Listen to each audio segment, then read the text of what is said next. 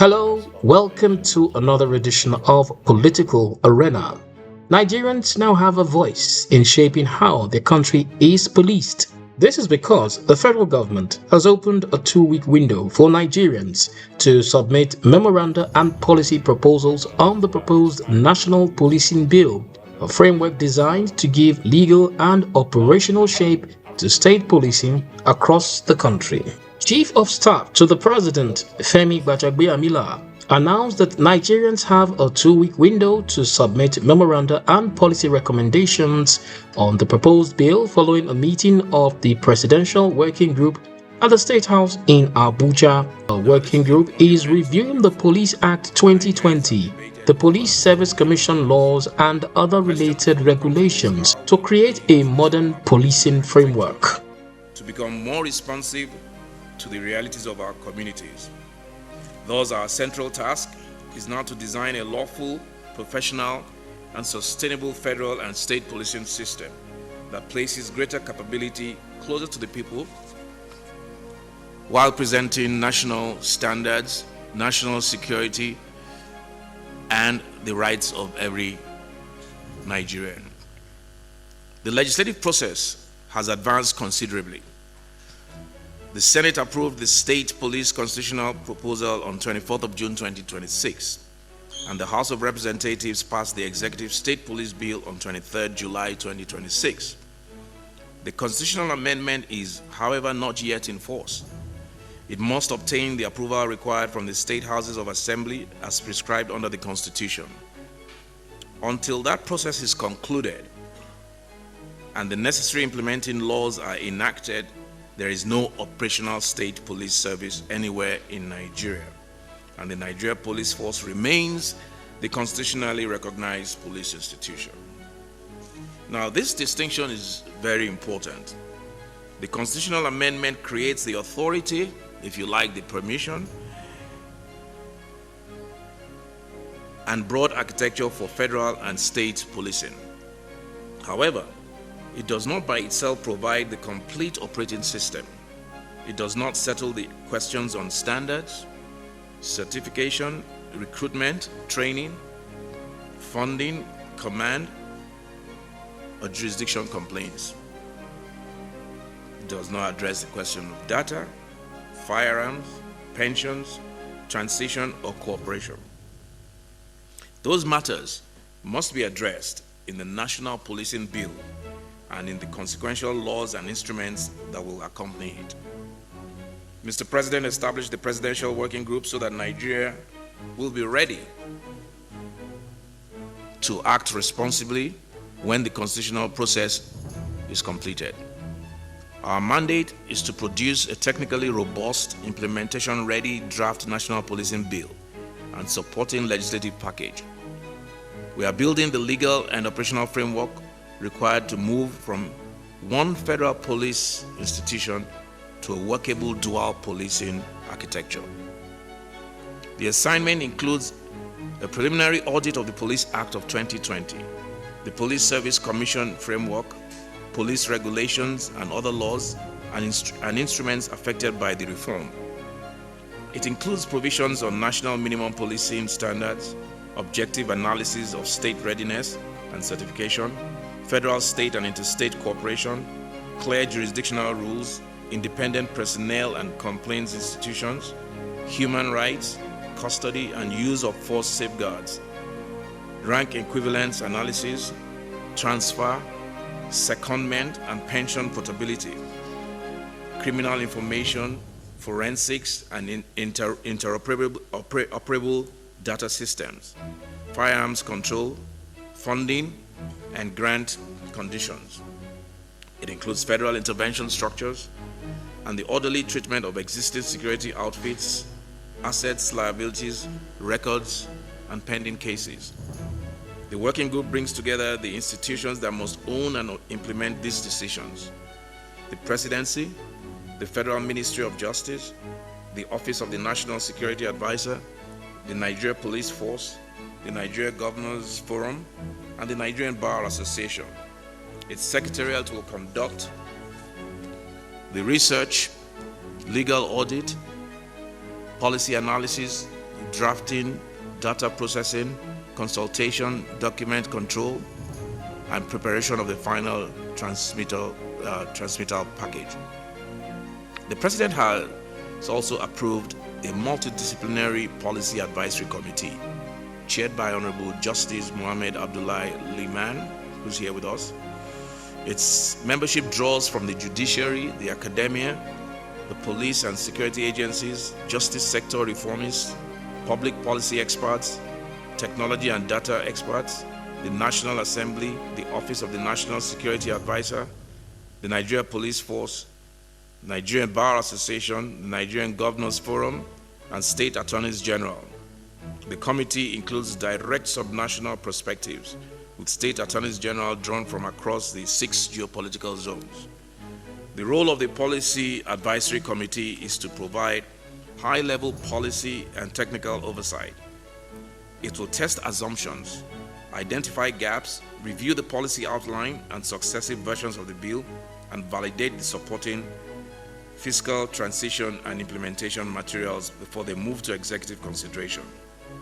In a reform of this sensitivity, independent oversight and a documented record of comments and dispositions are essential to both quality and public confidence. The approved work program is a 7-week milestone-driven exercise running from the 27th of July to 14th of September 2026. Administrative and technical preparations have been underway, and today's meeting formally mobilizes the next stage. The resulting executive bill package is scheduled for presentation to the President on the 3rd of September.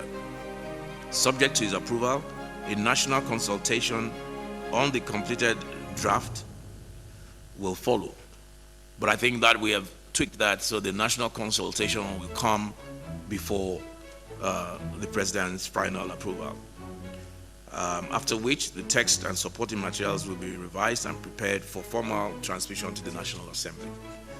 The timetable is demanding, but it is not a shortcut. Legal drafting, policy, research, data analysis, and implementation modeling will proceed in parallel with fixed review gates. The final package will comprise more than a bill. It will include schedules, an explanatory memorandum, a legal audit, and consequential amendments matrix, a clause-by-clause analysis, a state readiness framework, a fiscal and implementation note, an implementation work plan, a validation report, a risk register, and a controlled digital archive. These are the materials required to make the reform defensible, auditable, and capable of implementation. The government is proceeding on a clear principle. Local policing capability must be matched by national safeguards. State police cannot mean 36 state militias, just as national standards cannot become a disguised method of re-centralizing day-to-day state policing. States must have a legitimate policy voice on public safety, but no political office holder should be able to direct the arrest of an opponent, the suppression of lawful political activity, or the selective enforcement of the law. Federal intervention must remain exceptional, evidence-based, proportionate, time-limited, and reviewable. Officers must answer to the Constitution and the law, not to personal or partisan instruction. Operational commencement must also be based on readiness, not announcement. A proposed state police service must demonstrate that it has credible arrangements for recruitment, vetting, training, pay, pensions, equipment, custody, complaints, discipline, data, firearms control, independent oversight, and financial sustainability before it begins policing. National standards will be the baseline. States may establish higher standards. However, no Nigerian should receive a lower standard of protection because of where they reside. Public participation is an integral part of this process. To that end, we are announcing an open call for memoranda, position papers, and practical proposals from Nigerians at home and abroad. Professional bodies, civil society, security institutions, state and local actors, experts, and other stakeholders to inform and improve the legislative proposals and other deliverables that the working group will produce. Now, those submissions will be organized by theme and recorded. When the completed draft is ready, the national consultation will allow Nigerians to engage with the actual clauses, the safeguards, funding proposals, and transition arrangements. The process will show not only what was submitted, but how material proposals were considered. We recognize the concerns that accompany this reform: the fear of political abuse, unequal state capacity, duplication of commands, poor funding, ethnic or sectional capture, and the possibility that new institutions could reproduce old failures. Those concerns are legitimate. They are precisely why the constitutional amendment cannot be treated as self-executing, and why the National Policing Bill must be comprehensive, and safeguards are not obstacles to state police. They are what makes state police credible, lawful, and sustainable. This reform will not by itself solve every security problem in Nigeria. No law can substitute for good leadership, competent officers, reliable intelligence, adequate resources, professional discipline, and public trust. But Nigeria has an opportunity to build a policing system better matched to the scale and diversity of the country. A strong federal police service for federal, interstate, and national security responsibilities, and a capable state police services for state and local responsibilities and common standards that protect the Republic and its citizens. Mr. President recognizes this opportune moment and is determined that we as a country will rise to meet this moment together, capably and responsibly. For us on the working group, Mr. President's direction is clear. We have accepted the responsibility and we will achieve our mandate. I thank the members of the working group, the Policy Advisory Committee, the Committee Secretary, the Secretariat, and all institutions that have committed their expertise to this assignment. I also thank the Nigerian people and call on all well-meaning citizens to join us to produce a better and more legitimate outcome by ensuring that this process of designing and implementing a dual policing structure is inclusive, collaborative, and brings all Nigerians together in a joint effort for the common good. The 7-week work program runs from July 27th to September 14th, 2026, with a draft executive bill expected to reach President Bola Tinubu by September 3rd. Public submissions will help shape the final draft before wider consultations and transmission to the National Assembly. We will put the website up on the screen so that we can just look through it very briefly. Then, of course, the national call for memoranda, which will be issued to the public effective today.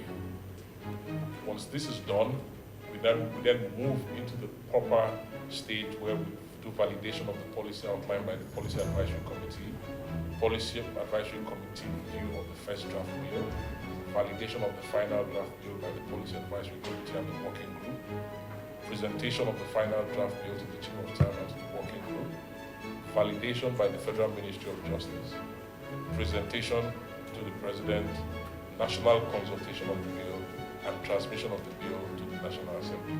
These are the key milestones at the plans. Meanwhile, the Nigerian Governors Forum has endorsed the proposed National Policing Bill, describing it as one of the most significant security reforms under the Tinubu administration.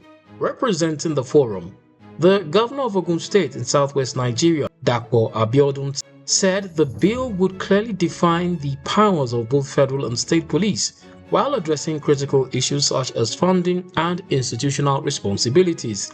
He also revealed that the Presidential Working Group is considering recommending federal startup grants to assist states in establishing effective and professionally managed police services. The proposed National Policing Bill is expected to play a defining role in Nigeria's evolving security structure, with public participation now central to shaping what could become one of the country's most significant policing reforms.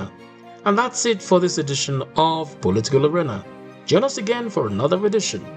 Simply like and subscribe to this channel, not forgetting our social media handle and of course